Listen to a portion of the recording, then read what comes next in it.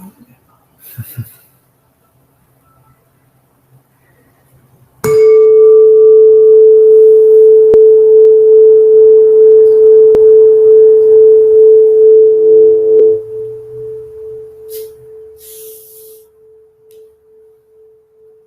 morning, friends.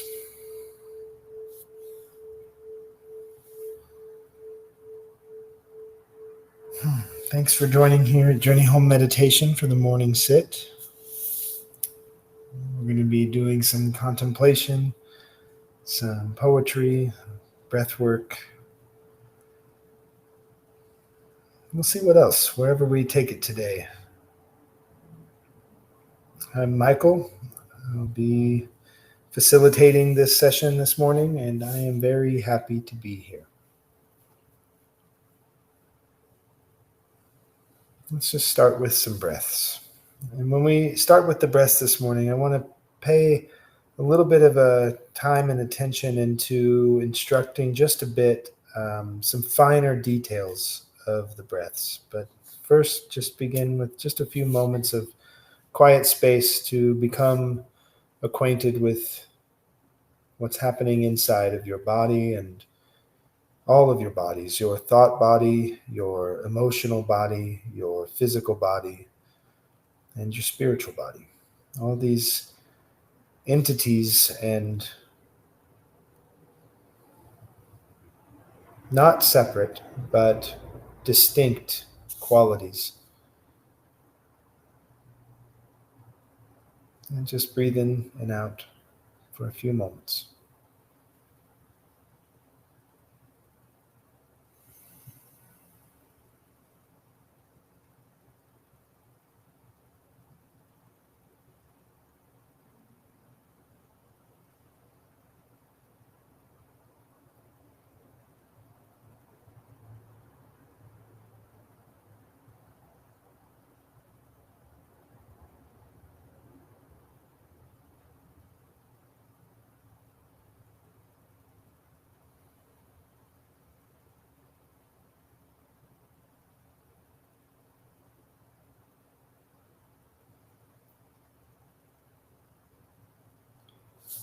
Start to pay attention to the length and quality of the in-breath. And when I say quality in this case, it's not a judgment of how good or how bad your breath could be. It's the qualities, the things that comprise that breath.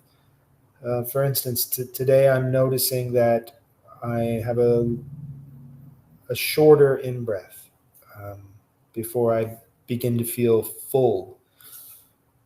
So there's something that's changing my in-breath from a slow, long, full in-breath into a shorter,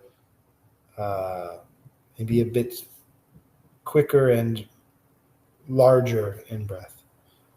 It's just something interesting about my body to notice right now, just to be aware of. And then do the same for your out-breath. Again, for myself, I'm noticing that the out-breath feels like an exasperation.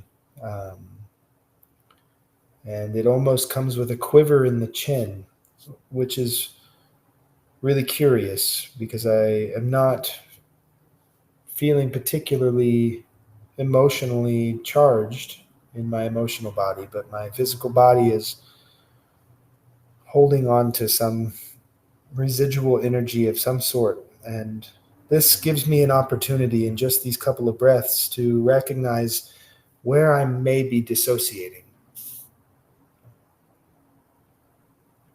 So focusing more on the breath, we can learn a little bit about what's happening in the places that we are not aware.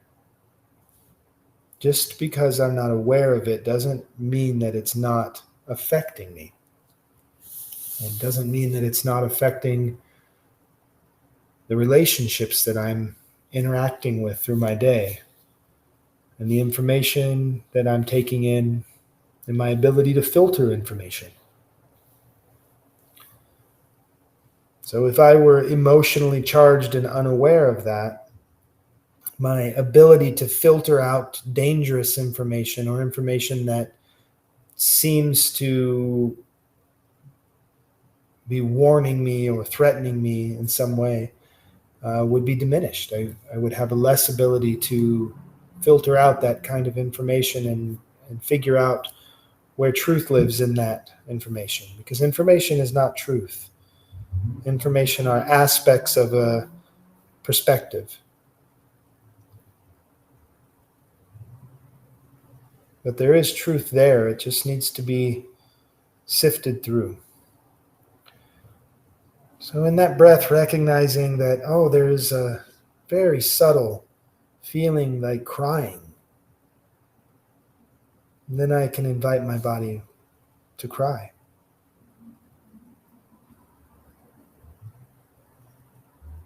And my thought may not be aligned with the feeling in my body or the emotion in my emotional body. But if my thoughts can generate invitation and openness, and my physical body can begin to release, and my emotional body will respond.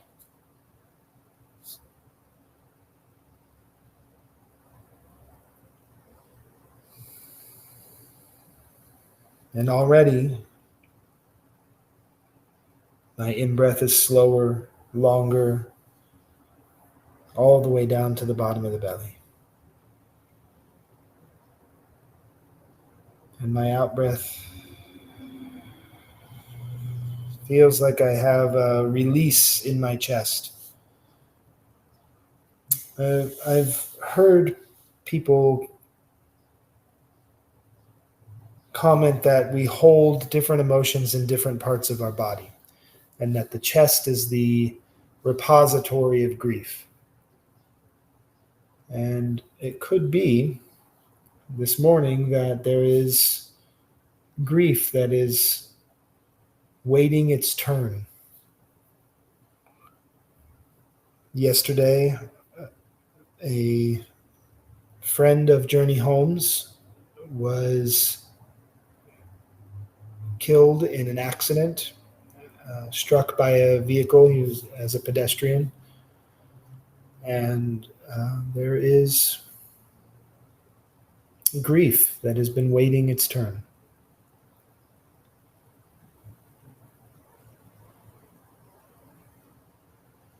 And my conscious thoughts weren't even gathered around Cale at this time. His name is Cale.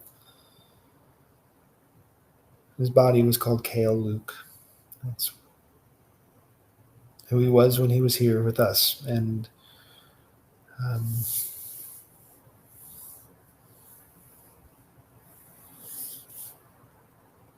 my mind was centered more around the nuts and bolts of my morning until just this moment with these breaths. And I'm realizing that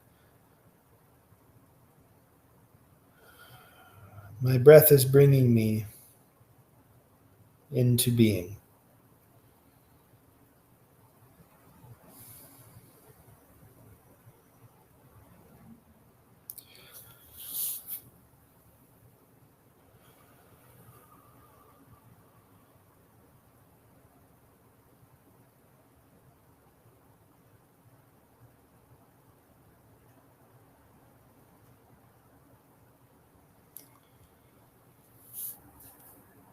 And I recognize that we have a tendency in a pain avoidant culture, well, honestly, a pain avoidant species.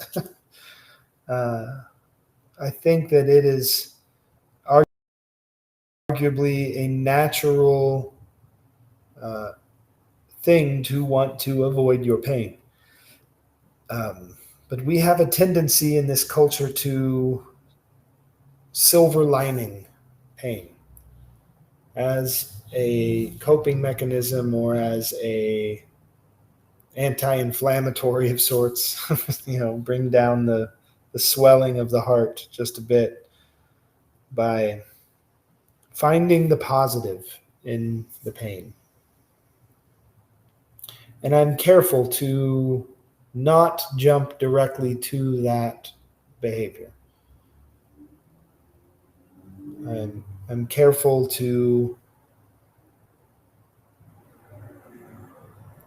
feel the pain as the pain, feel the loss as loss, feel the sadness as sadness, so that I can feel the lightness of being. I can feel the joy, and I can feel the happiness when it comes as well. No half measures. We have to invite all of it in eventually. It doesn't mean we have to wake up one day and just decide we're going to feel everything all at once. That would be madness. You don't go into the gym and start lifting the 1,000-pound bar. You start with the 5-pound weights. You step in and you do a little bit at a time until you can expand your capabilities to hold more.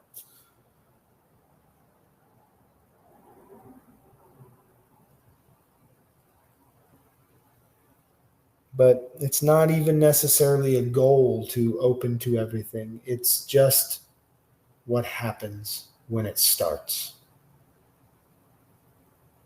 Once it begins, if you stay out of the way and move with this movement, if you join the dance,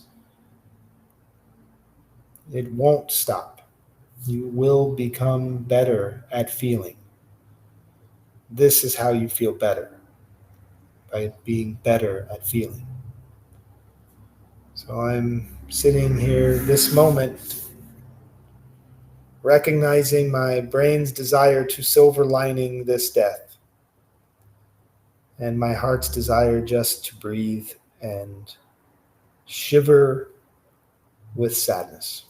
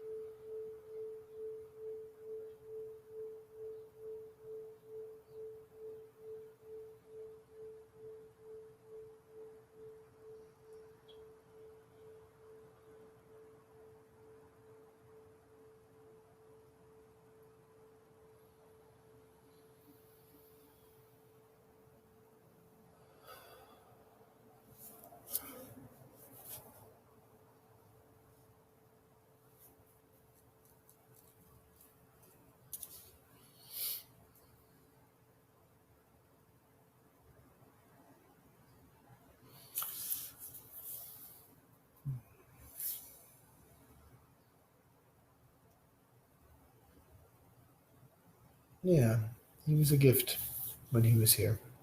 And that's always lovely.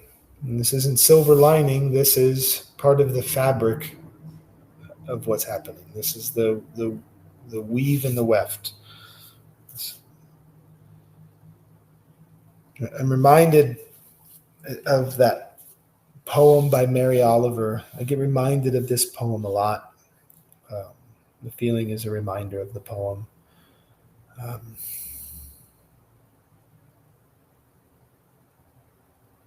Someone I loved once gave me a box full of darkness. It took me years to understand that this too was a gift.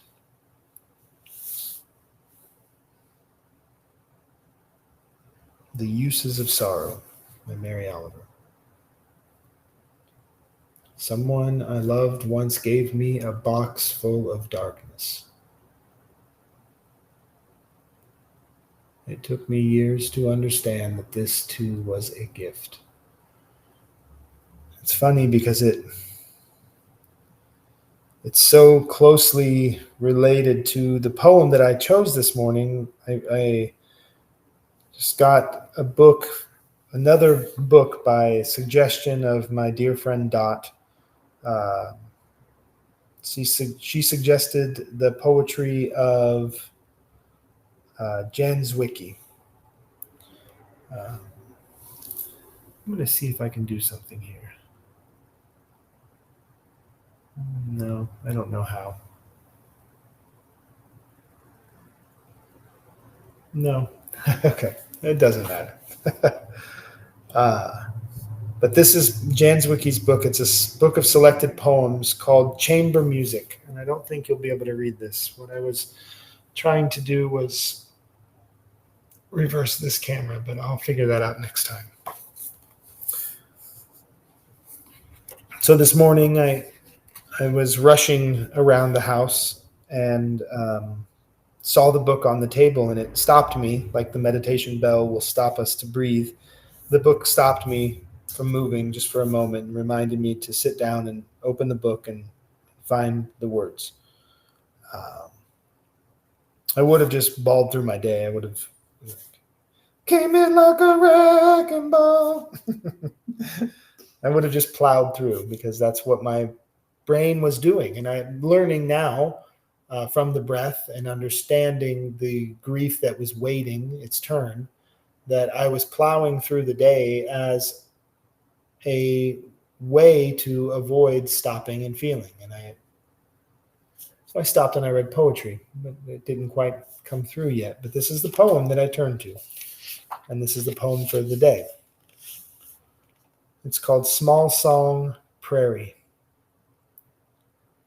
Woodlight, meadow light, the fence post silver in the afternoon's long stare, beast light, the satin flash of the horse crump, the horse rump, or the brown hand in the Saskatoons.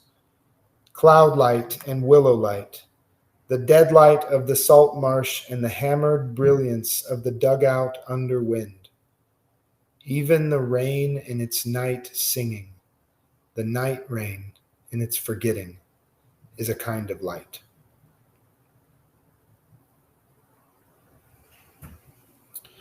I'm going to read it one more time.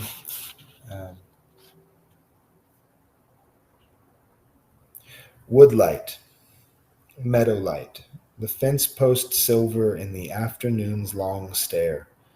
Beast light, the satin flash of horse rump or the brown hand in the Saskatoons. Cloud light and willow light, the dead light of the salt marsh and the hammered brilliance of the dugout under wind. Even the rain in its night singing, the night rain in its forgetting, is a kind of light. It's so similar to Mary Oliver's uses of sorrow. It's not derivative, but it's in the same conversation. Even the rain in its night singing, the night rain in its forgetting, is a kind of light. So even in this moment where I couldn't find my breath, when I stopped, slowed down, and found it, I found what was there between me and the breath, and it was this grief. And that's that night rain forgetting, right? But even that had to happen to become light. So it could bring me into the awareness, shining the light of awareness, as Brother Phap says. It had to shine the light of awareness, so it becomes light. That box full of darkness was a gift. And again, Wendell Berry joins the conversation and tells us to go in the dark with the light is to know the light. To know the dark, go without sight.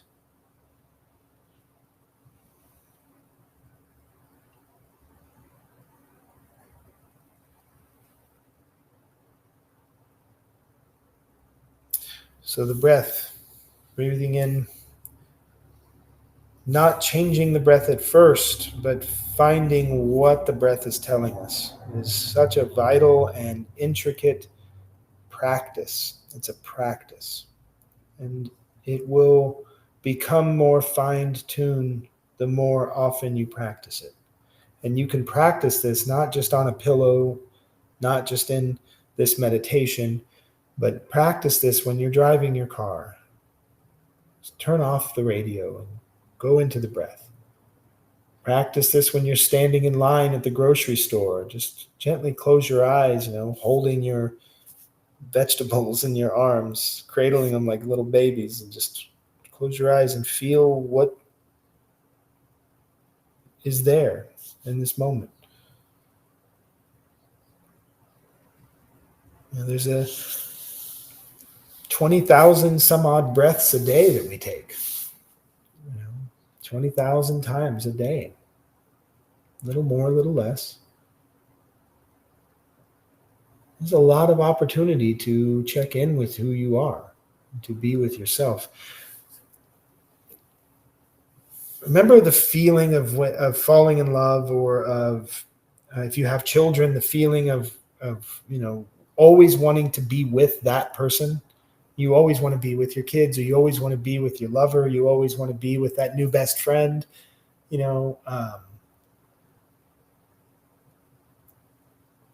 Imagine if that same feeling that you practice with those people were applied to yourself. Imagine if you could live every day with the self that you live with every day, wanting to get to know it and to welcome it and invite it and to be present with it. The more you become familiar with that self, the less ability you're going to have to be dismissive or hateful or bitter or angry about that self. The more you are going to fall in love.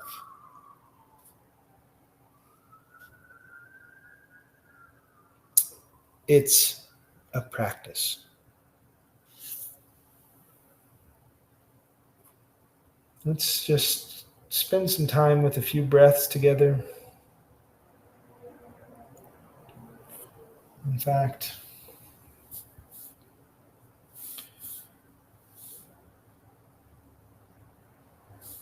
I'm going to invite in, for the people in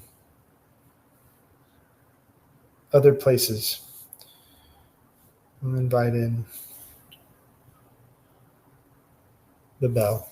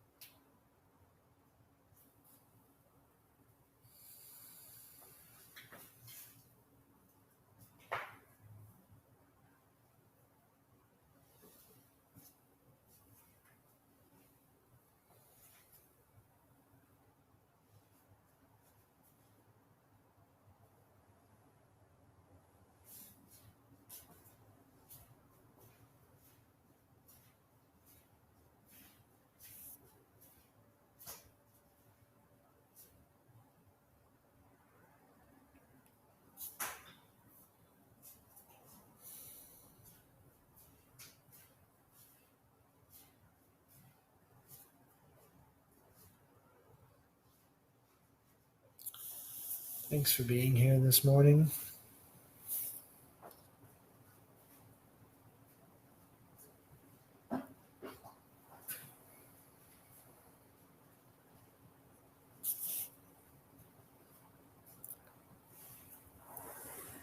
You can join us in person here in Southern Oregon. Right? We are in Cave Junction, Oregon. If you're ever passing through, stop by, say hello, have a cup of tea. You can find us at journeyhome.care, C-A-R-E, to see what kind of things we have coming up here. And that site's going to be looking very new now that we have the new space open. We'll be updating a lot more events. But if you're joining us from afar, I want you to participate as well. So if you would like to interact with these sessions, there's a few ways we can do that. One, interacting with one another in the chat during this session is a great way for a Sangha to come together. And also there is room for me to bring in other voices live on this from afar. So if you are interested in sitting in that way, let me know in the comments. And also, if you are finding revelations in your practice, learning how to utilize the breath as a tool for invitation to your being, please share that. The more stories that I have read of people having these practices bring change into their life, the more it encouraged me along the way to continue finding my spaces of change. So consider joining the conversation on Substack.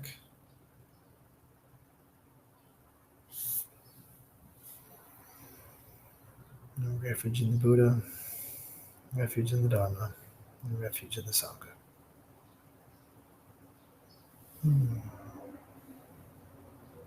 Thanks, everyone. Hariom.